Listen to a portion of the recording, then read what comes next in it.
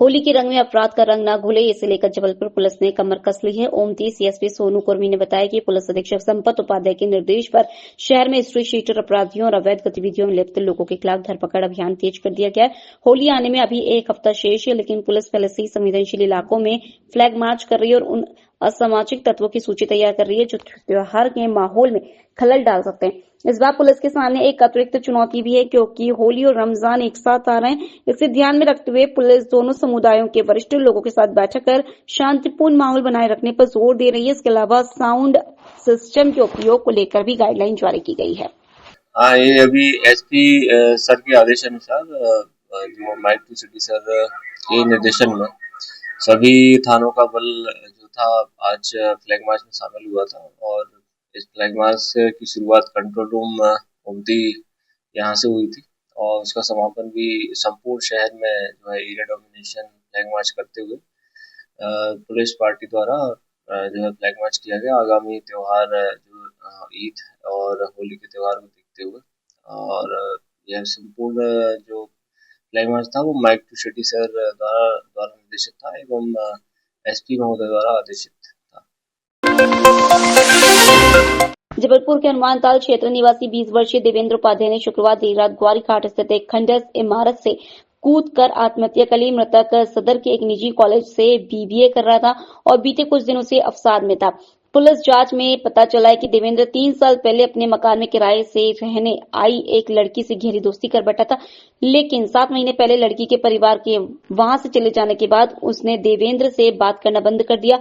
कुछ दिनों पहले देवेंद्र ने लड़की की एक पुरानी फोटो उसके पिता के मोबाइल पर भेजी थी, जिससे नाराज होकर लड़की के पिता ने देवेंद्र के दादा से शिकायत की और दोबारा ऐसा करने पर पुलिस ने शिकायत दर्ज कराने की चेतावनी दी थी। हमारा छोटा भाई था जिसकी डेथ हो गई है, तो कल वो निकला था 10:30 बजे सिस्टर को एग्ज़ाम दिलवाने के लिए। तो भाई को छोड़ा है, भाई को लेकर गया था वहाँ पर। सिस्टर ब्लाइंड है हमारी, तो उसका एग्ज़ाम दिलवाने गया था। तो उसने बोला मैं छोड़कर घर चला जाऊँगा, तो घर भी नहीं आया। वो फ़ोन वगैरह ट्राई किया, उसका फ़ोन स्विच ऑफ बता रहा था। फिर फ्रेंड लोगों से उसकी बात हुई थी, तो उसने एक लोकेशन बताया था, सुखसागर वैली के पास एक खंडर नाला है, वहाँ पर बताया था कि मैं यहाँ पर हूँ। तो उन्होंने उसके फ्रेंड लोग सर्च करने निकले उसको। तो 6 साढ़े 6 बजे करीब की बात है, तो बाइक खड़ी हुई थी, जो बाइक लेकर गया था। तो उन्होंने सोचा कि बाइक खड़ी हुई तो वो भी यहीं पर होगा, तो वो अंदर गया ही है देखने, तो फ्रेंड लोग उसके, तो उसकी डेथ बॉडी वहीं से मिली। कैसे, क्या लगता है क्यों किया आत्महत्या? अब क्या है, अब ऐसे अपन मतलब करवाया है किसी ने, और अपन अभी कुछ नहीं कह सकते, क्योंकि फ़ोन जब मिल जाएगा अपने पास तो उसमें हिस्ट्री आएगी, लोकेशन आएगी, उससे पता चल सकता है कि किसी ने कुछ किया है उसके साथ या उसने कुछ किया है। हाँ, इस सुखसागर के बगल में एक जो खंडहर पड़ा है, उसमें एक शव मिला था जिसमें मर्ग कायम किया गया है, मर्ग क्रमांक 10/25, जिसमें देवेंद्र उपाध्याय है। ये रहता था नई बस्ती हनुमानताल में। और फिर उसकी जब जांच की गई है उसके दोस्तों से, और ये जानकारी सब प्राप्त हुई कि ये प्रेम प्रसंग में था किसी लड़की के, जिसमें वो लड़की द्वारा बातचीत बंद कर दिया था, जिससे डिप्रेशन में था, और उसी के परिणाम स्वरूप इसके द्वारा प्रथम दृष्टया ये पाया गया है कि उसने आत्महत्या किया है। मर्ग में जांच की जा रही है टीआई ग्वारी घाट द्वारा, और भी अन्य जो तथ्य आएंगे मालूम तो उसमें कार्रवाई। सर, क्या नाम था, कितनी उम्र? देवेंद्र उपाध्याय बताया मैंने, देवेंद्र उपाध्याय नई बस्ती का था, 20 वर्ष करीबन का लड़का था। जबलपुर के उत्तर मध्य विधानसभा के विधायक डॉक्टर अभिलाष पांडे अपने अभियान को लेकर इन दिनों बेहद सुर्खियों में हैं। हर घर गंगा जल अभियान का शुभारंभ विधायक डॉक्टर अभिलाष पांडे ने 2 मार्च से किया था और अब तक वो लाखों घरों तक उत्तर मध्य विधानसभा के पहुंच चुके हैं। इसके बाद अब वे भोपाल में विधानसभा में भी गंगा जल का वितरण करेंगे।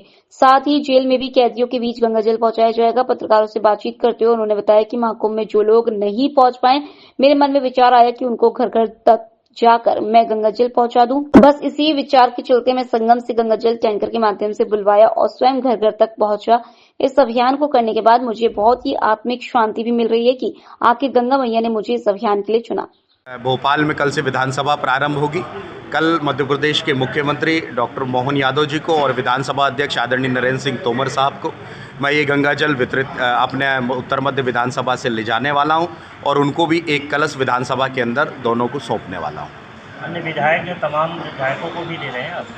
हाँ, निश्चित तौर पर मुझे लगता है कि विधायक तो लगभग गंगा जी पहुँच ही गए होंगे, लेकिन फिर भी कल मैं अपने यहाँ से गंगा जल लेकर जा रहा हूँ और जो भी विधानसभा के अंदर मिलेंगे उन सब लोगों को गंगा जल सौंपने वाला हूँ। उत्तर मध्य विधानसभा में घर घर गंगा जल अभियान हमने चलाया। 5 दिन में 137 किलोमीटर खुद में पैदल चला और घर घर गंगा जल पहुँचाने का काम किया। लगभग 50,000 घरों तक हम पहुँचे हैं। इसके अलावा भी 10,000 बोतलें हमने अलग से बनाई हैं, वो घर घर हम पहुँचाने का काम कर रहे हैं।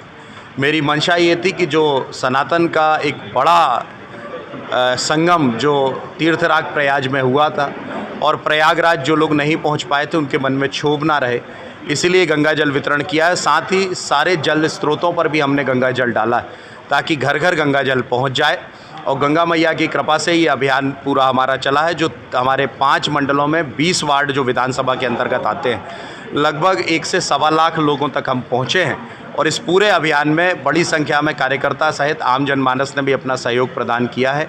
आपने खुद देखा है कि कई बुज़ुर्ग माताएं, बहनें और दिव्यांगों को जब हमने गंगा जल दिया तब उनकी आंखें छलक आई थी।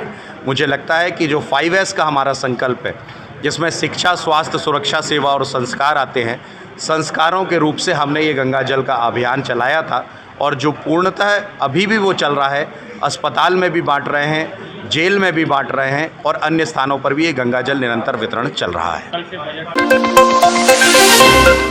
बैतूल के करीब 200 ईसाई परिवारों को जबलपुर हाईकोर्ट से बड़ी राहत मिली है। जबलपुर हाईकोर्ट ने बैतूल कलेक्टर के उस आदेश पर रोक लगा दी है जिसमें उन्होंने लूथरन चर्च को शासन से मिली जमीन की लीज रद्द कर दी थी। हाईकोर्ट ने जमीन की लीज रद्द करने पर रोक लगाते हुए मामले पर राज्य सरकार, बैतूल कलेक्टर और लूथरन चर्च के खिलाफ नोटिस जारी कर 4 हफ्तों में जवाब मांगा है। हाईकोर्ट में ये याचिका लीज की जमीन पर रह रहे ईसाई परिवारों ने दायर की थी। इसमें कहा गया था कि चर्च के पूर्व बिशप ने जमीन के एक हिस्से में कमर्शियल कॉम्प्लेक्स बना दिया था। ये मामला जो है बैतूल से का लेकर है। ये 1975 में एक लुथेरियन चर्च समिति है क्रिश्चियनों की, जो रजिस्टर्ड समिति है, उनको भूमि लीज पे दी गई थी। उस भूमि को लीज पे लेने के बाद समिति द्वारा उस पर चर्च की बिल्डिंग बनाई गई, उस पर स्कूल, हॉस्टल बनाए गए और लोगों के निवास के लिए मकान भी बनाए गए और तब से लोग उस पर निवास करते चले आ रहे हैं। 2020 में जो तत्कालीन बिशप थे उनने अवैध रूप से उसी प्रॉपर्टी कुछ हिस्से पे कमर्शियल कॉम्प्लेक्स बनाना प्रारंभ कर दिया, जिस पर आवेदकों ने शिकायतें की कि साहब अगर आप एक कमर्शियल कॉम्प्लेक्स बनाएंगे तो लीज की शर्तों का उल्लंघन है और ये लीज कैंसिल हो जा सकती है। किंतु बिशप के द्वारा निर्माण जारी रखा गया, जिसके खिलाफ FIR भी दर्ज की गई पर कोई कार्रवाई नहीं हुई और आवेदकों की जो शंकाएं थी वो सही साबित हुई जब 7 जनवरी 2025 को कलेक्टर बैतूल ने पूरी लीज यह कहते हुए निरस्त कर दी कि आपने लीजों की शर्त का उल्लंघन किया है, इसलिए आपकी लीज कैंसिल की जाती है। तो उसी को एक जनहित याचिका के द्वारा के जरिए चुनौती दी गई थी कि लगभग 150 से 200 परिवार प्रभावित हो रहे हैं और बिशप ने मनमानी की है और उनकी मनमानी का नतीजा पूरा क्रिश्चियन समुदाय हो रहा है, इसलिए उस आदेश पर रोक लगाई जाए।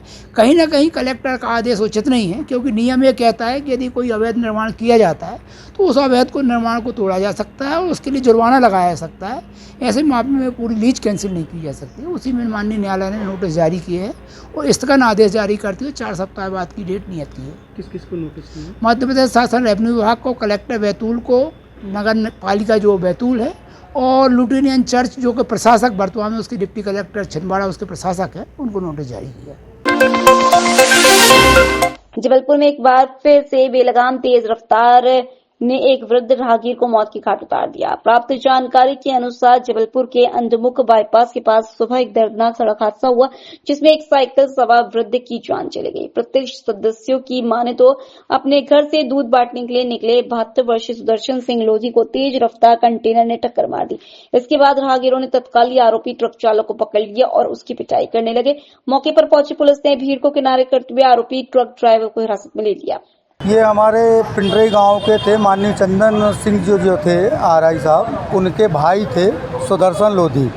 आज हमारे गांव ने एक और प्रशासन की लापरवाही, बेव्यवस्थाओं के कारण हमारे गांव को एक व्यक्ति को और खो दिया। ये 2025 में 14वीं घटना है जो प्रशासन की व्यवस्थाओं की लापरवाही के कारण यहाँ पर हो गई। यहाँ पर रेत स्टॉक हो रहा है जो अवैध तरीके से हो रहा है, जिसके कारण रोड पर रेत आती स्लिप हो जा रहा है। दूसरा धर्म कांटा बना है, वो धर्म कांटा भी अवैध रूप से बना है और पूरे धर्म कांटा के ट्रक हैं वो मेन रोड पर खड़े रहते जाम लगा के। तीसरी जो अव्यवस्था है कि यहाँ पर नो एंट्री लगाई जा रही है, जो नो एंट्री भेड़ाघाट चौराहे के उस साइड लगनी चाहिए। और उसके बाद यहाँ पर पुलिस प्रशासन का कोई भी बंदा नहीं रहता, आगे रहता है धनवंतरी नगर पे उगाही करता रहता है। यहाँ के नाम पर वो पुल के यहाँ एक शौचालय बना, वहाँ पर पुलिस व्यवस्था बैठी रहती है। ये जो अव्यवस्थाएँ हैं, यहाँ पर जाम लगा रहता है, लाइटें हैं वो बंद पड़ी हुई हैं, नगर में निगम की स्मार्ट सिटी की वो बंद पड़ी हुई हैं।